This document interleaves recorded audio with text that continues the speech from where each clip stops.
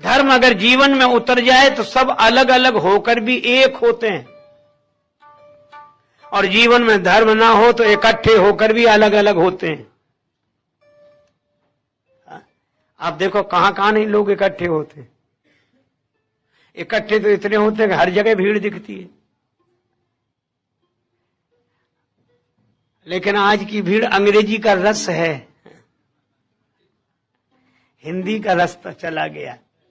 कहां जीवन में रस नहीं, वैसे रस ही रस है जहां देखो वहां।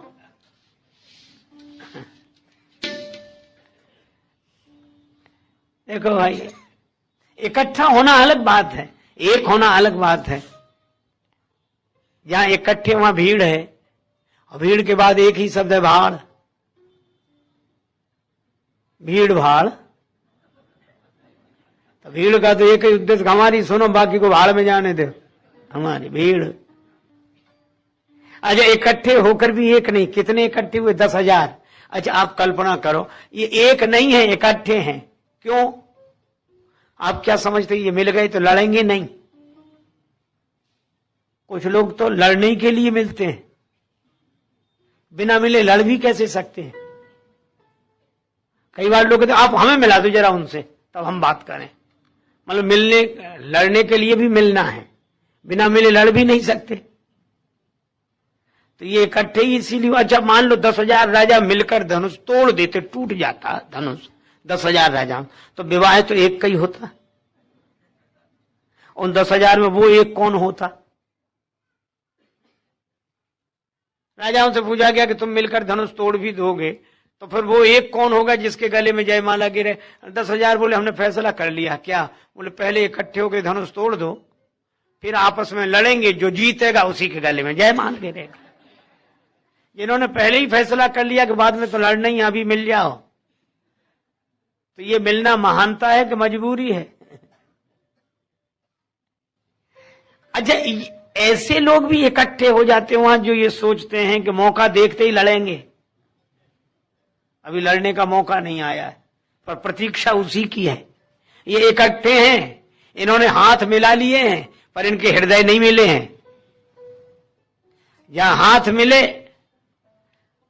वहां मिलन धार्मिक नहीं है। धार्मिक मिलन तो तब होता है जब हृदय मिले। मिलने के तरीके में फर्क होता है। दिल तो मिलता नहीं, तो हाथ मिलाता क्या है? ये मिलन ऐसे ही है जैसे एक महात्मा के पास एक सज्जन जाते थे, दो लोग जाएं।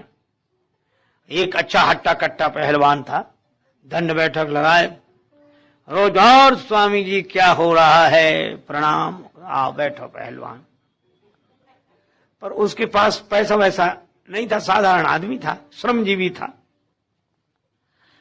और वो बैठते ही कहता, क्या बताएं गुरुजी, भगवान ने हमको गरीब बनाया, रोज करो रोज खाओ, पैसे 4 पैसे हैं नहीं। अगर मेरे पास पैसा होता तो आपको चिंता नहीं करने देता, आपके आश्रम की सब सेवाएं गतिविधियां मैं चलाता, मैं देता, बिल्कुल देता। और लोग भी कैसे हैं, जिनके पास है देते ही नहीं। अगर मेरे पास होता तो जरूर देता महाराज, क्या बताएं, भाग्य की बात है, भगवान की इच्छा। गुरुजी मुस्कुरा, चल ठीक है, ठीक, बैठा रहे। वो जाता तो एक सेठ जी आते, वो करोड़पति थे, उनके पास बचता तो बहुत था, पर शरीर इतना दुर्बल था कि खाने को पचता नहीं था। 2 तरह के लोग हैं समाज में, कुछ लोगों को खाने को बचता नहीं है और कुछ लोगों को खाना पचता नहीं है। सब बेचारे वो सांस भरते हुए, स्वामी जी आओ आओ, डालो भैया ने कुर्सी डालो, बैठ गए। बड़ी देर में तो उनकी सांस रुकती, फिर कहते हैं क्या बताएं महाराज, भगवान ने रोगी बनाया है, बीमार रहते डॉक्टर, अगर मैं थोड़ा हट्टा कट्टा होता तो आपके चरण दबाता, सेवा करता, लेकिन शरीर से हम ही नहीं उठ बैठ पा, आपकी क्या सेवा करें। स्वामी जी फिर हंसते, और वो इसलिए हंसते थे कि जिसके पास धन है वो तन की शिकायत कर रहा है, स्वस्थ होते तो हम पांव दबा देते आपके, और जिसके पास तन है वो कहता धन होता तो कुछ सेवा कर देते। इसका मतलब करना ही नहीं चाहते। ये जिसके पास जो है वो लगाना नहीं चाहता, और शिकायत इस और ये और सिद्ध करा कि हम तो सेवक हैं ही। ये जो धार्मिकता है, ये धार्मिकता नहीं है, ये ढोंग है, ये पाखंड है, करना नहीं चाहते। एक आदमी बोला, क्यों महाराज, हमें लोभ छोड़ देना चाहिए, दान तो करना चाहिए, रखा है तो करना चाहिए कि नहीं? महात्मा बोले, हमसे पूछो? हाँ बोले, आपसे पूछ रहे हैं, लोभ छोड़ देना चाहिए, दान करना चाहिए कि नहीं, ये बताओ, आप बताओ, हम आपकी मानेंगे, आप बताओ। महात्मा बोले, तुम हमारी तो मानोगे, हमसे पूछने आए हो, और मान लो तुम अपने मकान के बाहर, तुम्हारा गांव में मकान है, और मकान के बाहर छप्पर के नीचे बैठे हो, और छप्पर के ऊपर से एक सांप निकले, और सांप धड़ाम से तुम्हारी गोद में गिरे, तो हमसे पूछने आओ कि क्या करना चाहिए, इसको गोद में रखें कि इसको फेंक दें, गले में पूछोगे? बोले क्या मतलब? उस समय पूछना क्या, वो तो तुरंत गलत हो, गलत है, गलत गलत है। तो बोले जब सांप तुम्हें गलत लगता है तो पूछने नहीं आते, अगर तुम्हें लोभ गलत लगता तो पूछने नहीं आते, दान करने लगते। अगर तुम्हें क्रोध गलत लगता तो पूछने नहीं आते। पूछना ही ये सिद्ध कर रहा है कि तुम्हें पूरी तरह से गलत लगा नहीं है। एक रेलगाड़ी में कई यात्री यात्रा कर रहे थे, गर्मी भयंकर, सो पानी बेचने वाले ये कहे, अठन्नी में एक गिलास पानी, अठन्नी में एक गिलास पानी, अठन्नी में एक गिलास पानी। एक आदमी बोला, 4 आने में नहीं दोगे? उसने कोई जवाब ही नहीं दिया, चला गया।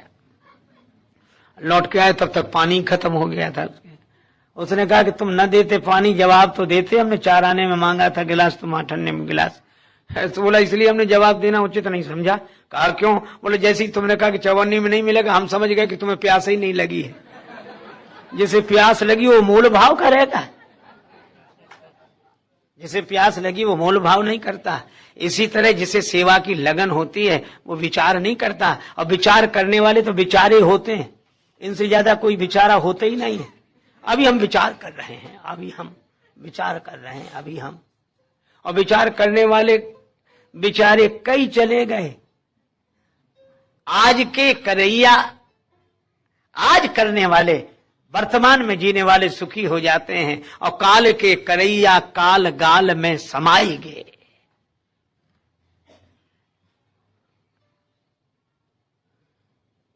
श्रीमान को फिक्र थी एक एक के 10-10 कीजिए, श्रीमान को फिक्र थी एक एक के 10-10 कीजिए, मौत आ पहुंची कि हजरत जान वापिस कीजिए। ब्रज की बोली। एक बार एक संत के पास एक सज्जन गए, संत ने कहा, और भगत जी भगवान को कछु भजन वजन करो कि ना है? भजन करो। सुब्रजवासी बोले, का कने महाराज, सोप तो ना मिले, सोप तो मन फुर्सत नहीं मिलती। अब का सोप तो ना मिले। तो महात्मा बोले, नारायण जब आने के जम पकड़ेंगे बाह, उन्हों से कहियो हमें अबे सोप तो ना है। इसलिए भाई ये इकट्ठे हुए हैं, एक नहीं है। 10,000 इकट्ठे हुए हैं, एक नहीं है।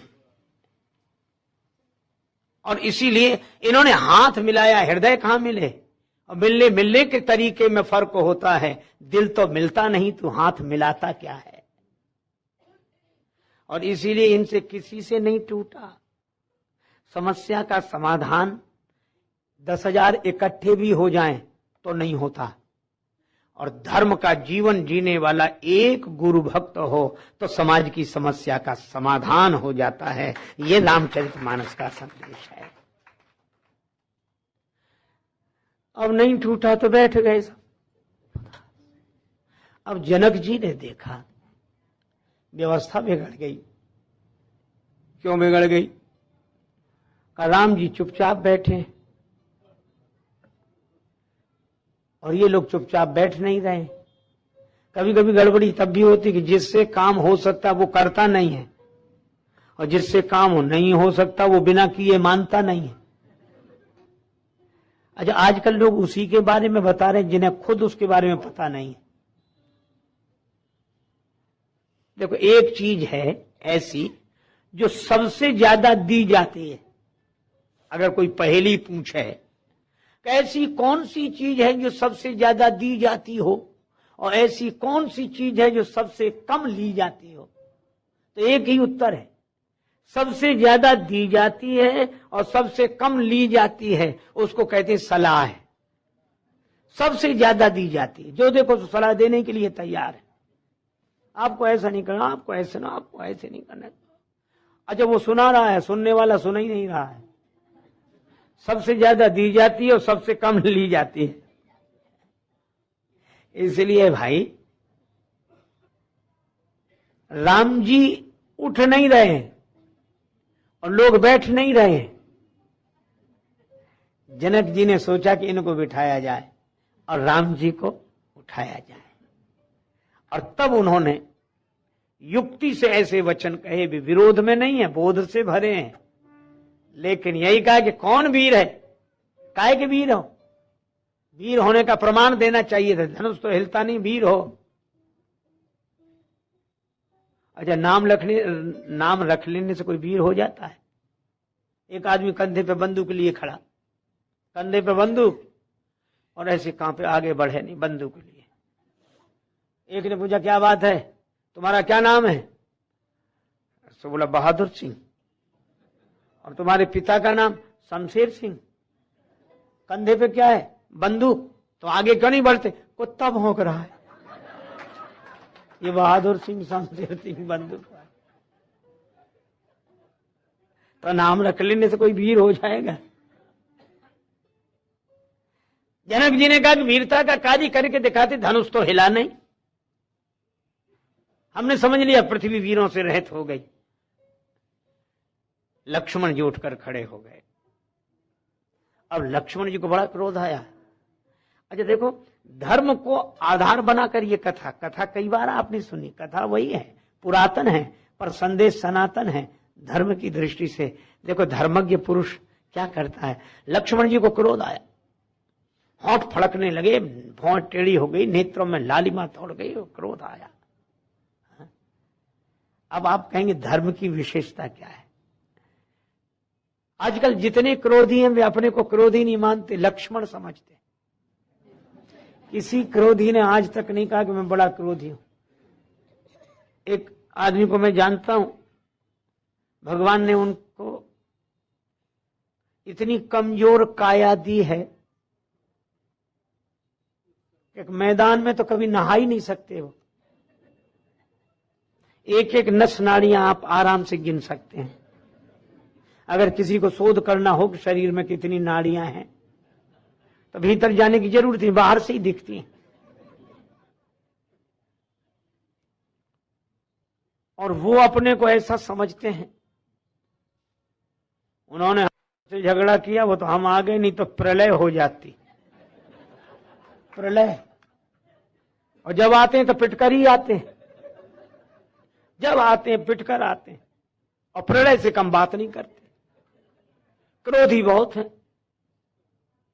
तो एक दिन उनको क्रोध आया तो ऐसे करने लगे, वैसे कांपे क्रोध में बहुत।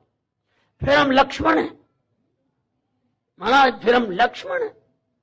ये न कहे कि हम क्रोध में, फिर हम लक्ष्मण हैं। अरे हम रहने दे, तेरे जैसे होते लक्ष्मण। लक्ष्मण जी जब क्रोध करते बोलते तो धरती कांपती थी, तू तो खुद कांप रहा है। ये कोई बात है? लक्ष्मण जी को जो क्रोध आता है?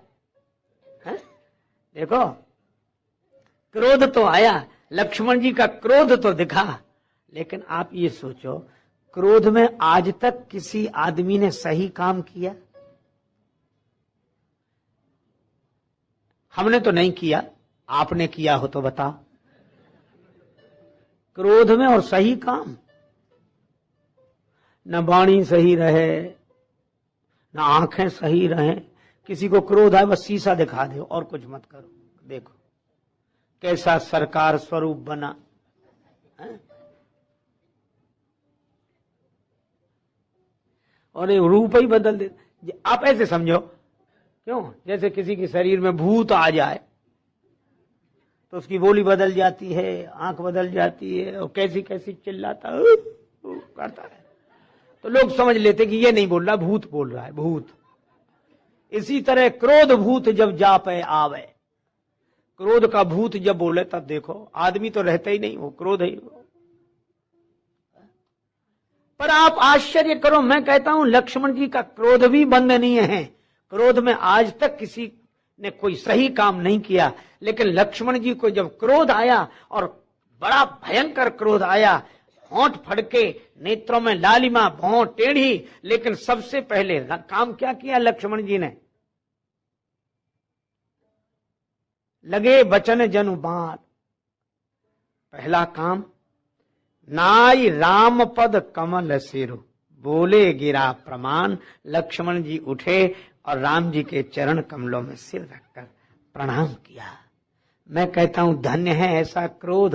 हम लोग बोध में भगवान को प्रणाम नहीं करते और लक्ष्मण जी क्रोध तक में भगवान को प्रणाम करते, जो क्रोध में भी भगवान के चरणों से जुड़ा रहे। अच्छा, अब ये किसने जोड़ दिया भगवान के चरण से? धर्म ने। क्रोध आने पर गलत काम नहीं हुआ, क्यों? जीवन धर्ममय था।